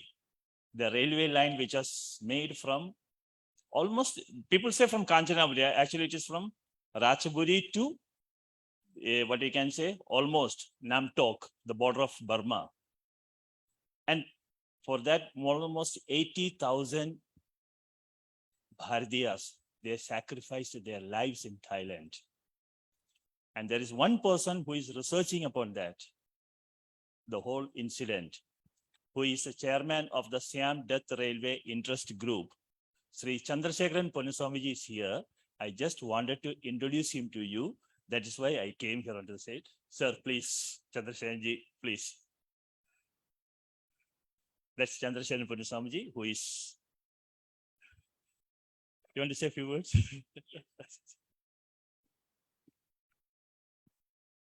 I will be doing a disservice if I didn't say anything. Okay. First of all, I want to thank Dr. Tamil Selvam for inviting me to this program. because he told me about this. When he told me about this program, this is what I always tell every every time there's a celebration on NETAJI and INA, I always tell them that NETAJI very well knew that the the railway was built at a huge cost of human lives. He was very much aware of that. And I also know whether it was through the initiative of NETAJI or independently by the Indian Independence League, I do not know. But I know that there was a team from Thailand led by one Mr. Amar Singh, who was in charge of the Indian Independence League Welfare Division, who actually led a few journalists, including Japanese journalists, because there were a few Japanese-run English newspapers in Bangkok at the time. So together with this journalist, he had gone to the death railway to survey the conditions there. And apparently, he had come up with a report. Whether that report was for NETAJI or what, I do not know, but there was a report. How do we know this? Because these people were interrogated by the British after the war. And from the reports, they have mentioned the testimony of one Mr. Amar Singh, who was 32 years old at the time when he gave his testimony. And even his address was given on the documents. So I tried to trace that address to, I think it was number 142, Rajawangse Road here in Bangkok. But of course, the family was no longer there. So I hope any other researchers here in Bangkok can help us with this. Because I came from Malaysia, I only spent about 5 days in Bangkok. There was very little I could do. But before coming, I had discovered that the Thai-Bharat Cultural Lodge, is a place where you would want to go to get information. And I did come here. I spoke to a few people, but I did not get the information that I wanted. Okay, that's all I wanted to say about this. I won't keep you all long because I know it's been a very long day, but I just want to say one thing, that the success of the INA, is getting a lot of publicity nowadays. We know that through the actions of the INA, the British were inspired to give India independence, but at what cost? You see, there are people who had been instrumental in this struggle by building the railway. They didn't wear uniforms. They were nameless, faceless people who built this railway at great cost. I mean, so many people sacrificed their lives. Mr. Mahesh said about 60,000 people died. Actually, the figure is much more than that. Nobody knows the figures for sure because nobody bothered to count them. But I found one document in Malaysia where apparently some people had written petitions to the colonial government then, asking for some kind of reparations for the hardship that they went through. And they had written to the labor commissioner asking him what's going on. Are we doing anything about this? So the labor commissioner had prepared a report for the colonial government where they say that because you see, at the time, most of the labor force were actually Indians. There were some Malays, there were some Chinese. Of course, there were Cambodians, Vietnamese, and so on. But as far as Malaysia was concerned, the largest workforce actually came from the Indian community. And he says that about 100,000 lives were lost. All right.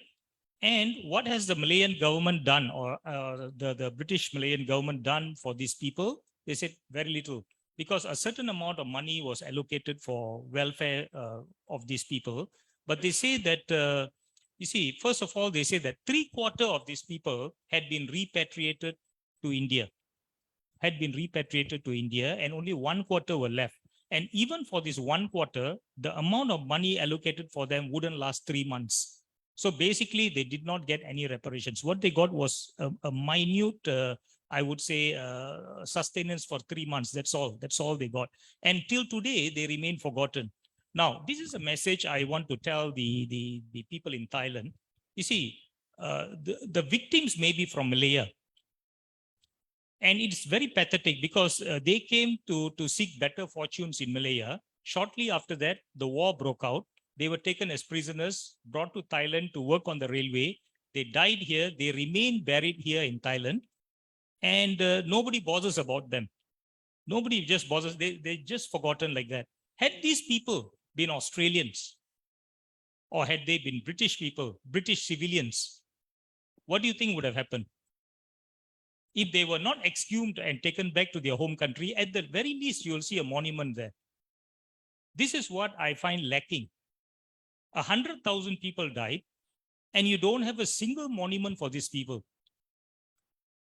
And of course, I mean, we are now Malaysians. We should be pushing the Malaysian government to do something about it, which we are doing. But what I'm saying is 3/4 of these victims were repatriated to India. Why? Because they were Indian citizens.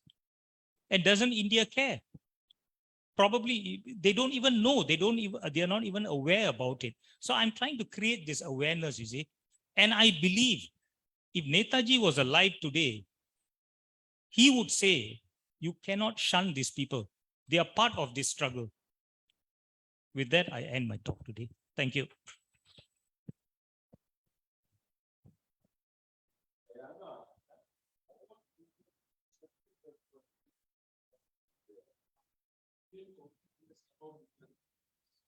The biggest being a bullshit. Here in 1930, 27 guys were shot by the Japanese police. Their memorial is here in Australia. The problem is we don't live in Thailand. So this is where this I don't believe that.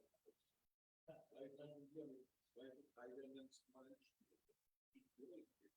Was it if you are any ones, you are people washing the running Yaki regiment, women were washing utensils in Chennai. No one bothered about them. We went back from there. We have these things. Okay, so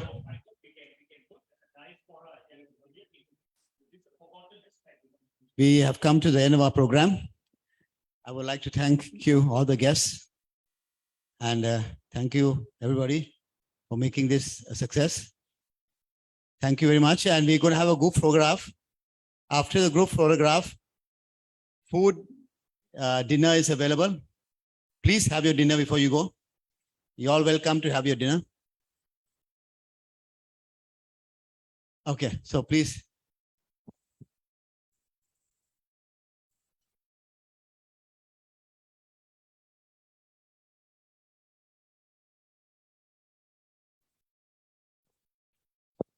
सवाडिका, नमस्ते, जय हिंद। देव पूजा के साथ देश पूजा, इस विचार के साथ हम पिछले 7 वर्षों से अंडमान निकोबार, मणिपुर, मोइरांग, म्यांमार और ये दक्षिण पूर्व एशिया का यात्रा का हम सफलतापूर्वक आयोजन कर रहे हैं। उसी कड़ी में पिछले साल तमिल जी ने नॉर्थ ईस्ट में एज ए कोऑर्डिनेटर भूमिका निभाई और मणिपुर की यात्रा करवाई थी। उसी समय अंडमान निकोबार में हमने यात्रा करी थी। अंडमान के 32 द्वीपों में आजाद हिंद सरकार दिवस 75 वर्ष में पहली बार मनाया गया था अंडमान निकोबार द्वीप में। मणिपुर सरकार और अंडमान सरकार ने भी ऑफिशियल कार्यक्रम 21 अक्टूबर को पहली बार मनाया गया था। तो ऐसे ही हमारा ये जो प्रयास है वो सबको साथ लेकर चलने का है। हमने पहली बार 15 अगस्त 2021 में स्वतंत्रता दिवस ऑनलाइन एक कार्यक्रम करा था, नेताजी आईएनए वर्चुअल टूर। उसमें हमने Cuttack, Kolkata, Delhi, Russia, Germany, Singapore, Sumatra, Manipur, Andaman, Nagaland, इस प्रकार से हमने करा था। सेम वे में हमने 16 जनवरी को महाभिनिष्क्रमण कार्यक्रम किया था ऑनलाइन। नेताजी ने अपना घर त्याग किया था। तो हम लोग सभी से मिलकर, सभी को जोड़कर लगातार प्रयासरत है और इसमें कोई भी संस्था जुड़ना चाहे तो स्वागत है। हम चाहते हैं कि केवल कुछ लोग ही आए, उसकी कोई जरूरत नहीं है। भारत इतना बड़ा देश है और 140 करोड़ का देश है। तो मैं समझता हूं कि अगर अगले 21 अक्टूबर को अगर 1000 ग्रुप भी अगर भारत से आता है तो मैं मानता हूं कोई बड़ी बात नहीं है। हम में से यहाँ जो लोग उपस्थित है अपने अपने जो पर्सनल कॉन्टेक्ट है उनको कहेंगे कि भाई आप अपना 5-10 लोगों का लेकर एक ग्रुप आइए, तो पूरे देश से मैं समझता हूँ फिर से एक बार थाईलैंड में, सिंगापुर में हम 21 अक्टूबर बड़ी अच्छी संख्या में हम मना सकते हैं। ऐसा हम लोग सोचकर उस दिशा में कार्यक्रम कर रहे हैं। आज के इस कार्यक्रम में श्रीमान राकेश माटा जी और राजन पांडे जी, सुनील कोठारी जी और सुशील पावा जी भैया और बाकी जो थाई भारत कल्चरल लॉन्च के सभी ने यह हमारे इस ग्रुप को निमंत्रित किया है, उसके लिए हम हृदय से आभारी हैं आपके। ऐसे ही आप नेताजी के नाम पे जो भी आए उनका इसी प्रकार से स्वागत करते रहे। मैं मानता हूं कि अच्छी संख्या में लोग आने के लिए तैयार हैं। और यहाँ पर माननीय धर्म सिंह श्री चावला जी जो कि INA परिवार से है, और महेश कुमार जी और बाकी जिन लोगों ने इस कार्यक्रम को सफल बनाने के लिए सहयोग किया है, हम उनका हृदय से आभार व्यक्त करते हैं। और आप सभी से आने वाले दिनों में हमारी कुछ कार्यक्रम है उसकी जानकारी भी आपको मिल जाएगी, उसके लिए भी हम आपको निमंत्रण करेंगे। और एक प्रतीकात्मक रूप में जो नेताजी का जो स्टैच्यू हम देख रहे हैं जो मोदी जी ने वहां पे लगाया है, उसके कुछ चित्र हम लोग यहाँ आप सभी के लिए, ये आप थोड़ा सहयोग करिए, सभी को यहाँ की जो टीम है उनको दे दीजिए। और ये आजाद हिंद सरकार का एक फोटो भी है, वो थाई भारत कल्चरल लॉन्च के लिए श्री पाइतुन सोंकाओ जी को एक छोटा सा ये चित्र भेंट कर रहे हैं। और कुछ हमने सोवेनियर भी बनाए हैं। और समय ना लेते हुए सभी का बहुत बहुत धन्यवाद। और हमारे साथ इतिहासकार और ऐसे प्रोफेसर कपिल कुमार जी और भारत माता का झंडा उठाए हुए पुष्पेंद्र जी हमारे साथ है। जय हिंद, धन्यवाद।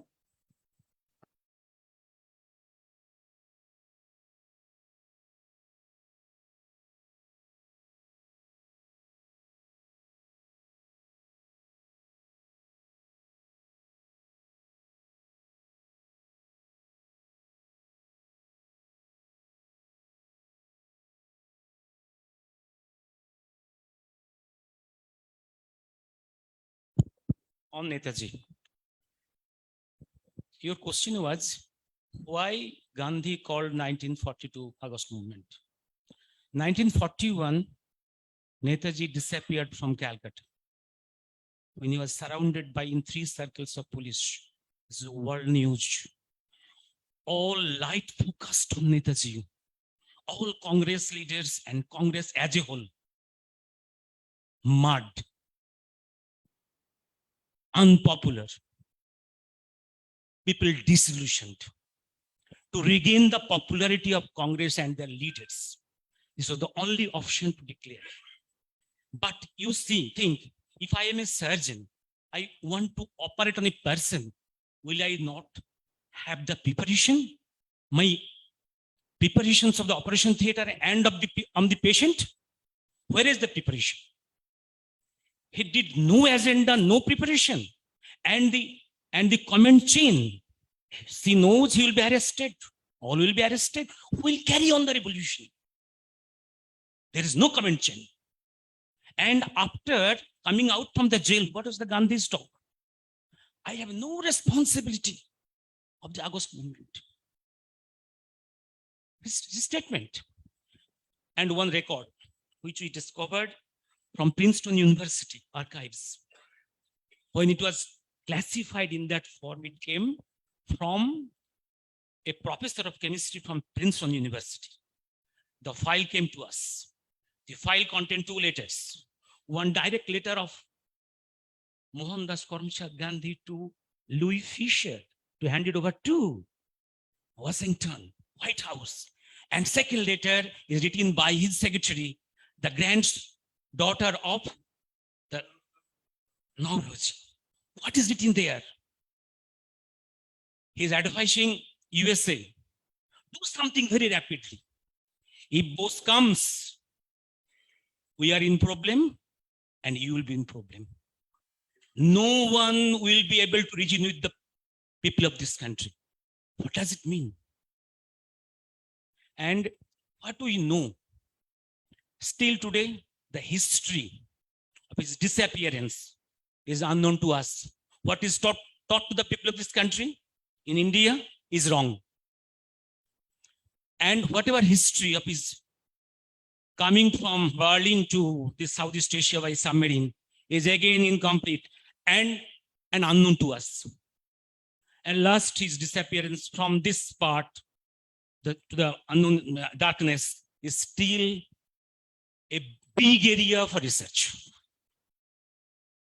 I have told you, whatever Cecil Bose is telling is absolutely wrong, fabricated. His disappearance was not on 16th, but on 13th. There are many evidences.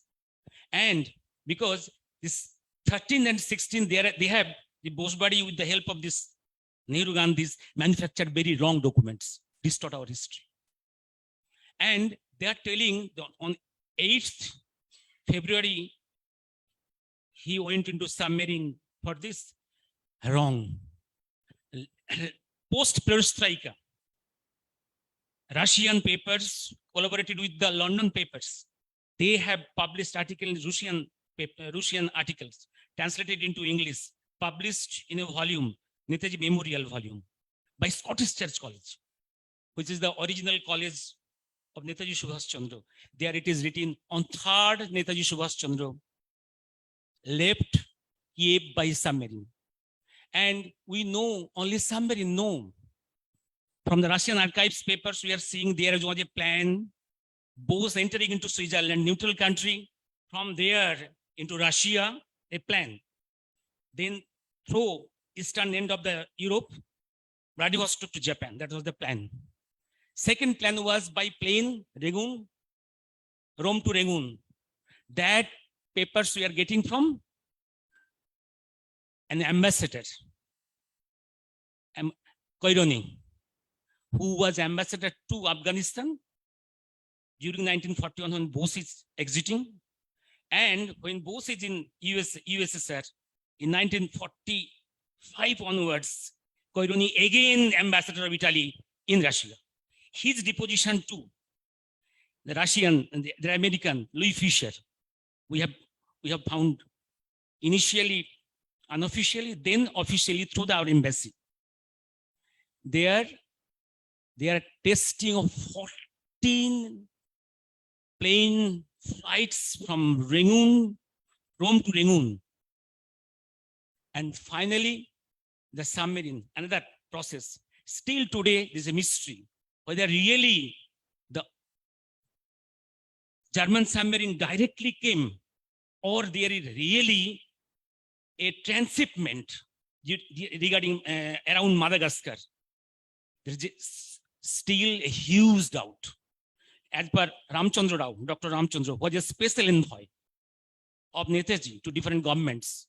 His deposition telling directly submarine from Germany, German submarine. And we are seeing here for Subhash Bose, not only Japanese submarines in Southeast Asia, in Singapore Sea and in Saigon Sea, German submarines, Japanese submarines, along with that surrounded by him is German high intelligence officers and Japan intelligence officers.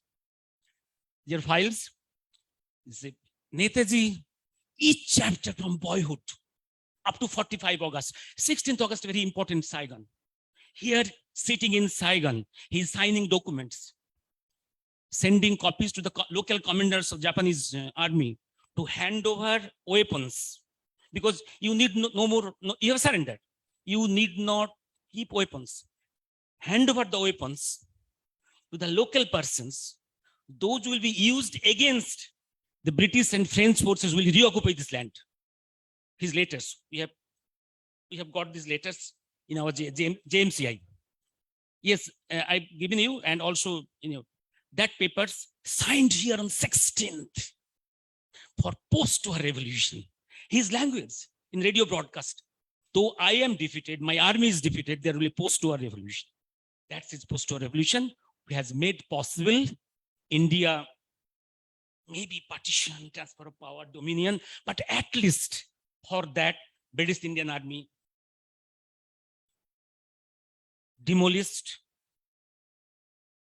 with which it is British Indian Army which conquered India for the British and conquered Africa and whole Southeast Asia for the British.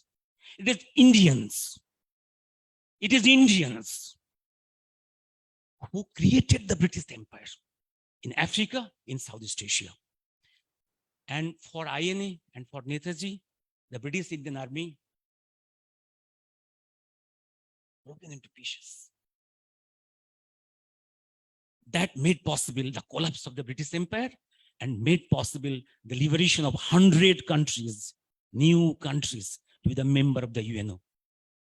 And last speech of NETAJI, you'll see where he's saying, India liberated, humanity saved. Really, the liberation of India in any form has made possible the collapse of the all empires. First British Empire, and as a sequel, French Empire, your Italian empires, all has collapsed. At least the world is decolonized. Maybe now there is economic empires of different giants, but at least physical empires are done, decolonized. It is for the breakdown of the British Indian Army.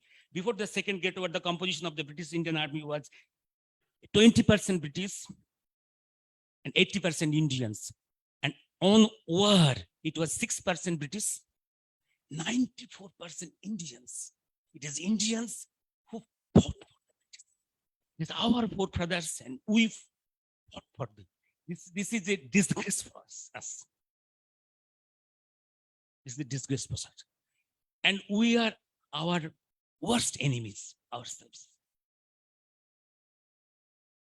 Jai Hind.